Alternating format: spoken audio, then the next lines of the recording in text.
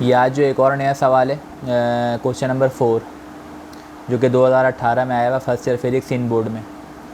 लिखा हुआ balloon tied up with a wooden piece is moving upward with a velocity of 15 metre per second at a height of 300 metre above the ground.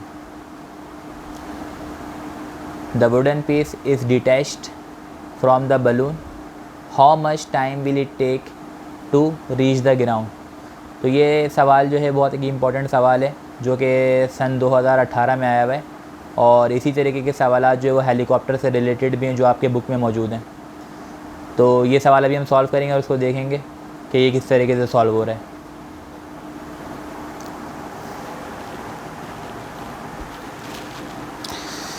सवाल में साफ साफ लिखा हुआ है कि a balloon tied up with a wooden piece is moving upward with a velocity of 15 metre per second.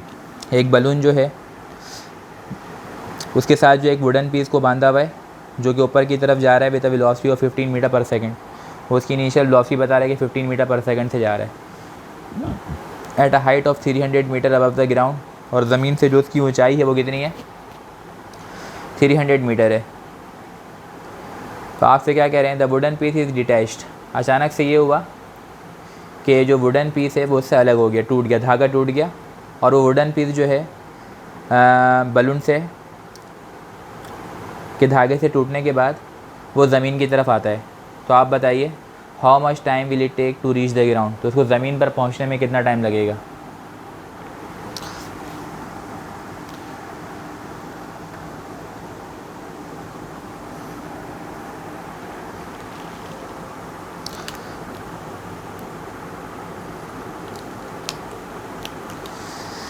सवाल में बता रहे एक बलून है, तो एक बलून की तरह हम एक डायग्राम ड्रॉ कर लेते हैं।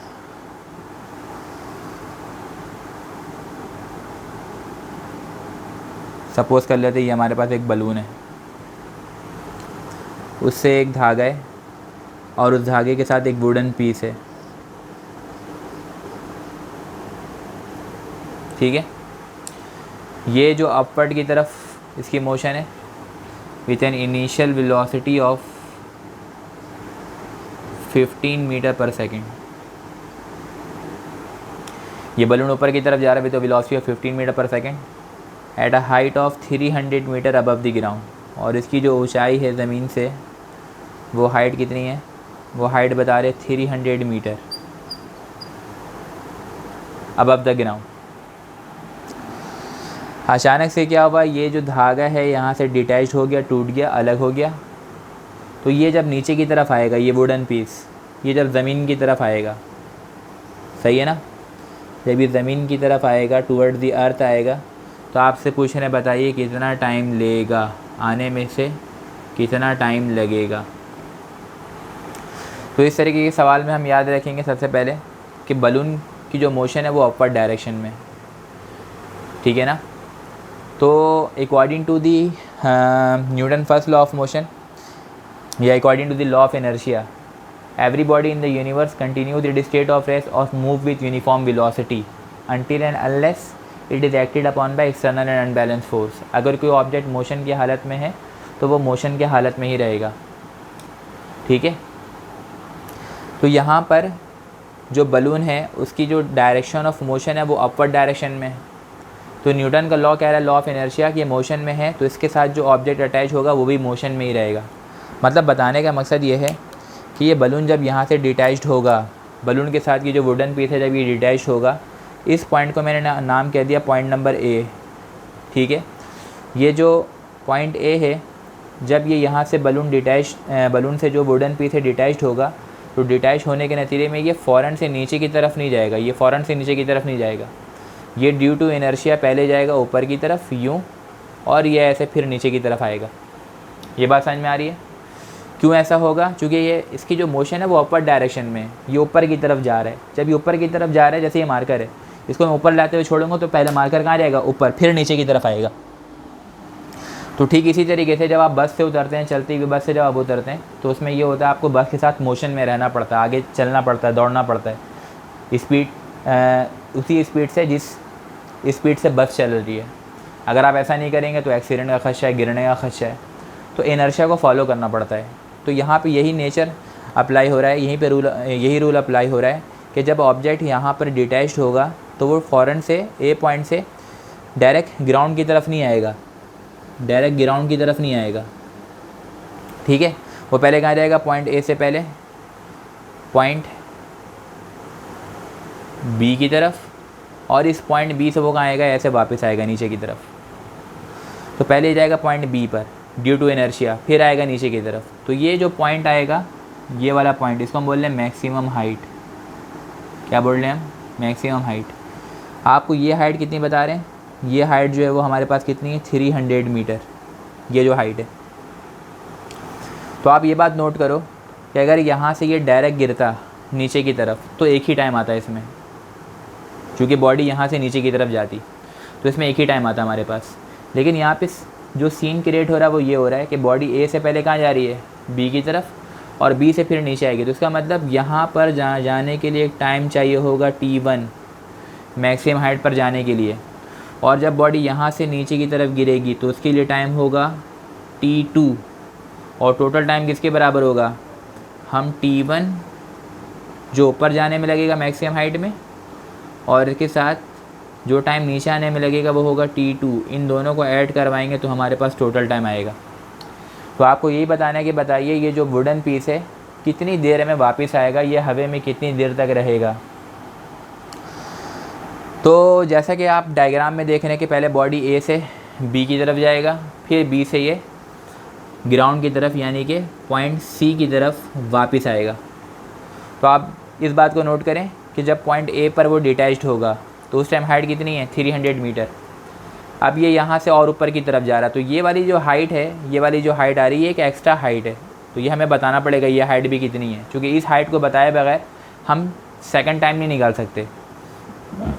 तो ये वाली जो हाइट है, इस हाइट को हम क्या बोलेंगे, हाइट H2, क्योंकि हाइट H1 हमारे पास कितना है, 300 मीटर।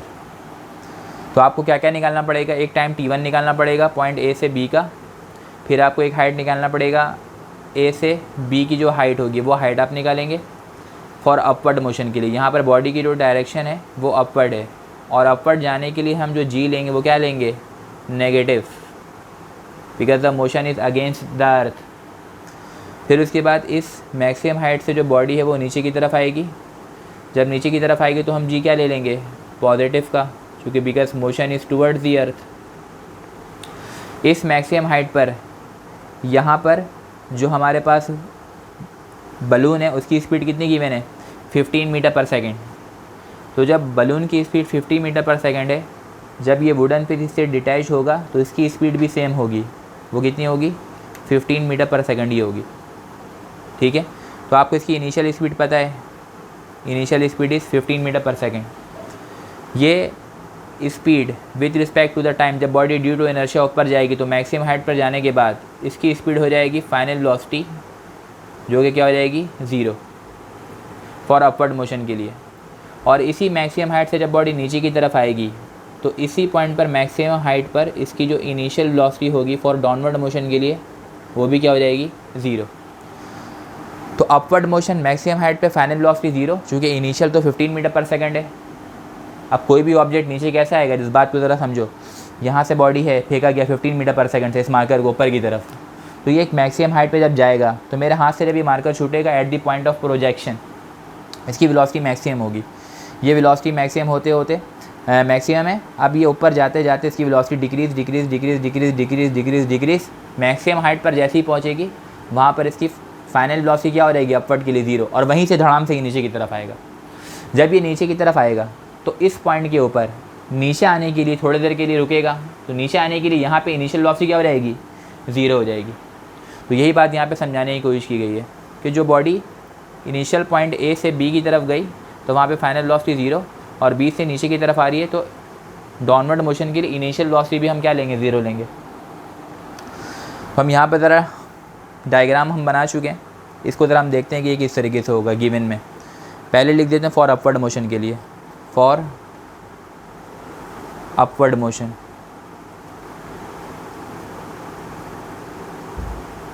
सही है। अपवर्ड मोशन के लिए इनिशियल वेलोसिटी कितनी गिवन है, हमारे पास 15 मीटर पर सेकेंड, तो ये आ गया 15 मीटर पर सेकेंड। बॉडी ऊपर की तरफ जा रही होगी शुरू में, तो जी कैसे लेंगे, माइनस का 9.8 मीटर पर सेकंड स्क्वायर, ठीक है। और उसके बाद मैक्सिमम हाइट पर पहुंचने के बाद अपवर्ड मोशन के लिए फाइनल वेलोसिटी इसकी क्या हो जाएगी, 0 मीटर पर सेकंड। जब हमारे पास इनिशियल वेलोसिटी 15 है, जी नेगेटिव है, वी एफ जो है वो हमारे पास कितना है, 0 मीटर पर सेकंड है, तो इस टाइम हम क्या क्या बता सकते हैं, यहाँ पर अपवर्ड मोशन के लिए कर रहा हूँ मैं, इस टाइम हम क्या बता सकते हैं कि ये टोटल टाइम कितना लेगा ऊपर जाने के लिए, टाइम t1 पॉइंट ए से बी का, यहाँ पे मैं लिख देता हूँ फ्रॉम ए टू बी का टाइम। इसी तरीके से हाइट h1 तो हमारे पास 300 मीटर है, मैं इसको कह रहा हूँ h2, यानी कि ए से बी का जो हाइट है वो h2 है, तो वो हाइट क्या होगी, ए टू बी। ये बातें जो हैं सवाल में पूछी नहीं गई थी, लेकिन हमें ये निकालना पड़ेगा। अगर हम इनको सॉल्व नहीं करेंगे, ये नहीं निकालेंगे, तो हम टोटल टाइम नहीं बता सकते, सही है ना। तो पहले अगर हम इसको सॉल्व कर लें, टाइम t1 निकाल लें और हाइट h2 निकाल लें, सॉल्यूशन पे आते हैं।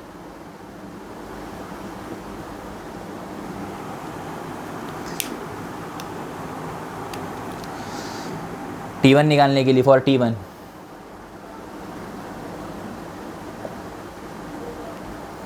न्यूटन का फर्स्ट इक्वेशन है v f is equal to v i plus a t, direct t1 के लिए लिखूंगा मैं, तो t1 किसके बराबर होगा, V F minus V I divided by G, और बॉडी चूँकि ऊपर की तरफ जा रही है तो जी कैसा लेंगे, negative.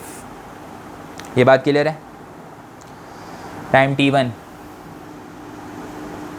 Is equal to v f, upward motion के लिए फाइनल वेलोसिटी 0, तो वी एफ की जगह 0 और माइनस वी आई हमारे पास कितना है, 15 मीटर पर सेकेंड, तो यहाँ पे क्या आ जाएगा 15 divide by g upward motion के लिए क्या है, नेगेटिव, तो ये आ जाएगा माइनस का 9.8, तो ये t1 is equal to minus का 15 डिवाइडेड बाई माइनस का 9.8, तो यहाँ से आपके पास टाइम t1 आ जाएगा, माइनस से माइनस कैंसिल, 15 डिवाइड बाई 9.8 कर लो।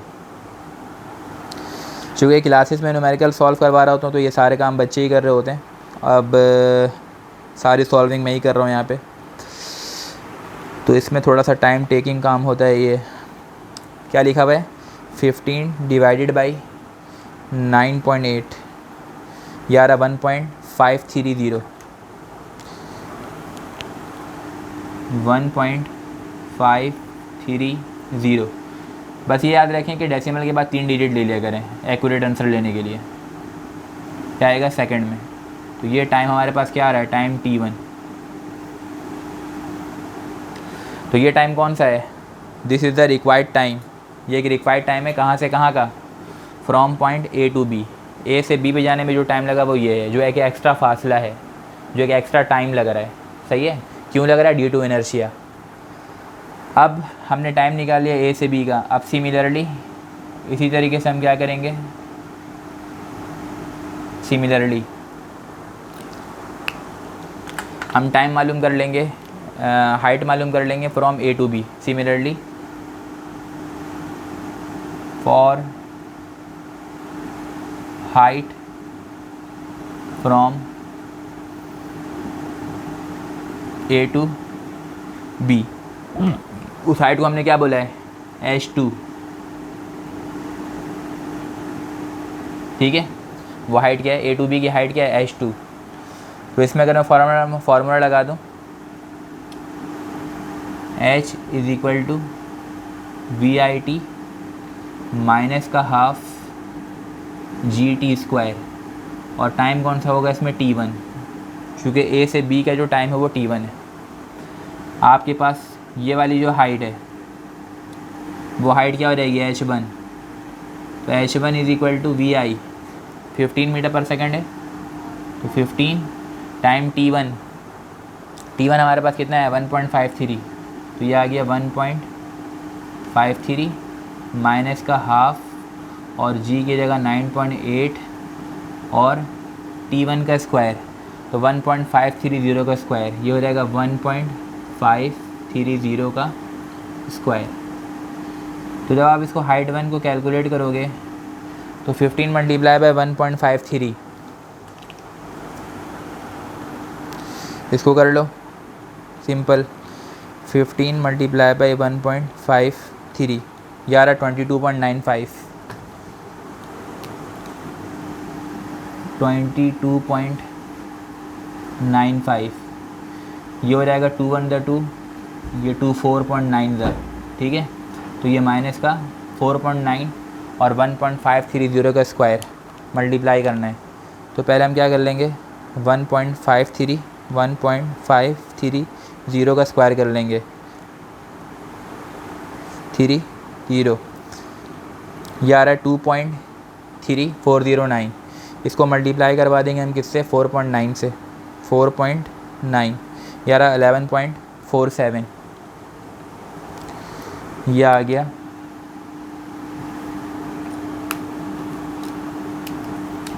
11.47। अब इससे इसको माइनस करवा दो तो ये हो जाएगा माइनस 22.95 माइनस 11.47, ठीक है। तो ये हमारे पास हाइट H1 जो आ रहा है वो 11.47 ही आ रहा है। 22.95 माइनस 11.47, ये 11.48 आ रहा है। तो ये हमारे पास जो हाइट आ रही है H1, वो हाइट कितनी आ रही है, 11.48 मीटर। ये कौन सी हाइट है, ये बलून की वो हाइट है जो ड्यू टू इनर्शिया जा रहा है, यानी कि A से B की जो हाइट है, A पॉइंट से B पॉइंट की जो हाइट है, जो हाइट H2 है, सॉरी इसको हमने H2 सपोज किया हुआ था, तो हर जगह क्या करेंगे, इसको H2 करेंगे, H2 यार 11.48 मीटर। ये बात क्लियर है। अब हमारी बॉडी जो इस मैक्सिमम हाइट पर है, अब मैक्सिमम हाइट पर अगर यहाँ पर है, पॉइंट ग्राउंड से लेकर के पॉइंट C से लेकर के पॉइंट A तक की हाइट हमें पता है, जो है कितनी है 300, और A से लेकर के B तक की हाइट हमने मालूम कर ली है 11.48 मीटर। तो अगर हमें टोटल हाइट बतानी हो कि B से लेकर के C तक का फासला कितना है, तो हम इन दोनों हाइट को ऐड करवा देंगे, हाइट H1 और H2 को, इससे हमारे पास टोटल हाइट आ जाएगी। तो हम लेट कर लेते हैं, no for total height, total height कहाँ से कहाँ, फ्रॉम ग्राउंड, ज़मीन से लेकर, to maximum height, maximum height तक।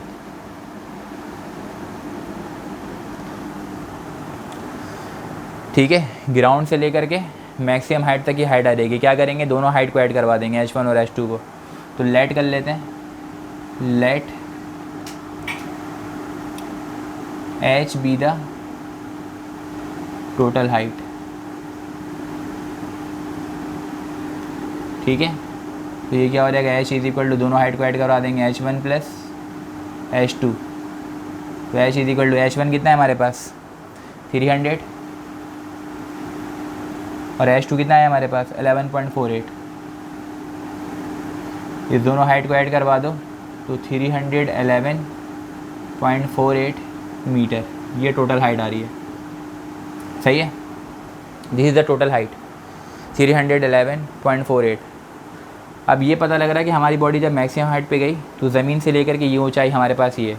अब बॉडी यहाँ से ड्रॉप हो रही है डाउनवर्ड मोशन के लिए। डाउनवर्ड मोशन के लिए आपको पता है इनिशियल वेलोसिटी क्या है, 0 है। दोबारा से आप एक क्या कर लो, डाउनवर्ड मोशन के लिए डाटा बना लो। जैसे फॉर अपवर्ड मोशन लिखा है, आगे कर दो for downward motion, initial velocity क्या हो जाएगी 0।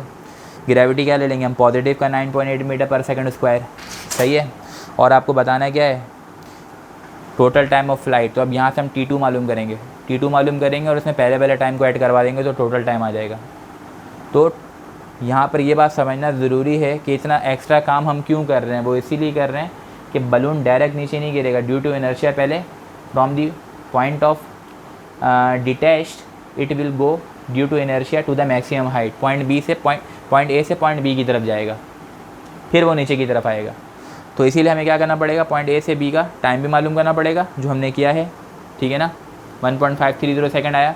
और पॉइंट ए से बी का हाइट भी मालूम करना पड़ेगा h2, जो कि हमारे पास कितना आया 11.48। अब हमारे पास बॉडी यहाँ पर आ गई है।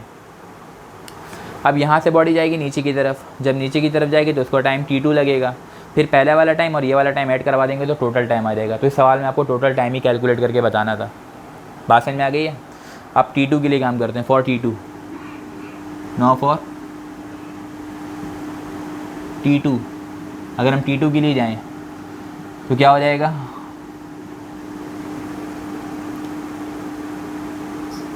t2 के लिए हमारे पास हाइट टोटल कितनी है ये, तो since h is equal to VIT, body नीचे आ रही तो प्लस का हाफ, और ये g t स्क्वायर, लेकिन टाइम कौन सा t2 वाला, यहाँ पे भी टाइम कौन सा t2 वाला, ठीक है।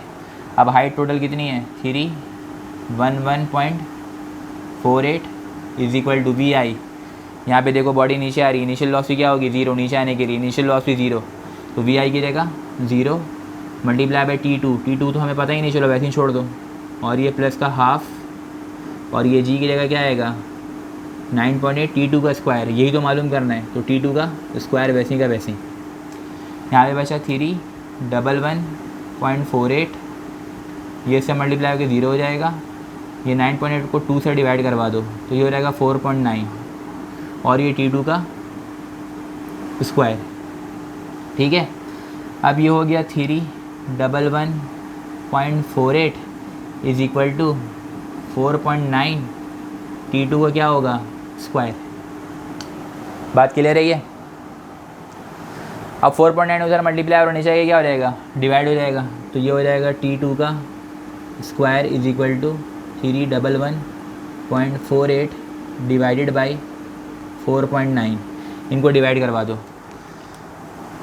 तो डिवाइड करवाने पे हमारे पास क्या आंसर आ रहा है 311.48 डिवाइडेड बाई 4.9, 63.56, और इसका रूट भी ले लेते हैं 63.56, और इसका रूट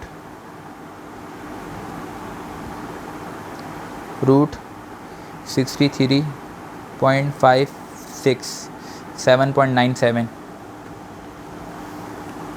तो सबसे पहले तो T2 का स्क्वायर जो है वो आ रहा है 63.56, रूट ले लो इसका, मैं लिख रहा नहीं हूँ, taking root to both side, आप बात समझ जाओगे, ठीक है। 63.56 का रूट ले लो तो ये आ रहा है हमारे पास कितना 7.972 सेकेंड। तो ये वो टाइम है जो बॉडी को कहाँ से कहाँ लग रहा है, पॉइंट बी से पॉइंट सी पर आने के लिए। तो ए से बी का अलग टाइम आया T1, बी से सी का अलग टाइम आया T2। बोल रहा था कितनी देर तक हवा में रहेगा या कितनी देर पे वो जो पीस है, वुडन पीस है, वो ज़मीन पर आएगा बलून से डिटैच होने के बाद। तो यहाँ पर हम जाने वाला टाइम ऊपर और दोनों आने वाला टाइम को हम क्या करवा देंगे, ऐड करवा देंगे। तो आपके पास क्या आ जाएगा, बलून का टोटल टाइम आ जाएगा। तो इसको यहाँ पे कर देता हूँ मैं, लेट कर लिया मैंने, let t be the total time. तो वो किसके बराबर होगा, t is equal to T1 plus T2। तो t is equal to T1 कितना है हमारा 1.530 और प्लस T2 कितना है 7.972, ये 7.972, इस दोनों को ऐड करवा देंगे। जब इस दोनों को ऐड करवाएंगे तो हमारे पास यहाँ से क्या आ जाएगा, टोटल टाइम 1.530 प्लस 7.972,